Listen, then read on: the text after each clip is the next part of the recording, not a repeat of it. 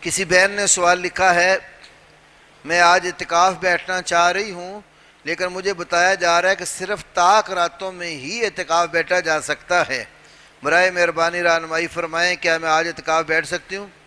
مسنون اعتکاف جو ہوتا ہے وہ تو ہوتا ہے آخری عشرے کا۔ اب اس سے کوئی کم اگر اعتکاف بیٹھنا چاہے تو اسلام میں اس کی رخصت بھی ہے۔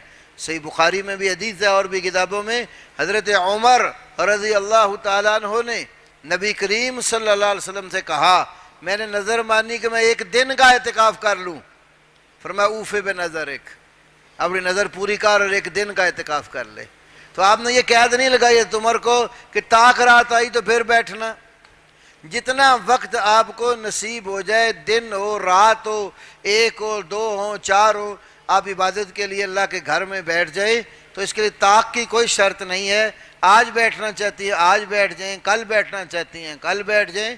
تو سنت کے مطابق پورے دنوں کا اعتکاف کرنا ہو تو پھر آخری عشرہ جب دن 20 ہوتا ہے، رات 21 کی شروع ہوتی ہے، تو مسنون اعتکاف وہاں سے شروع ہو جاتا ہے اور چاند دکھائی دینے تک اعتکاف رہتا ہے۔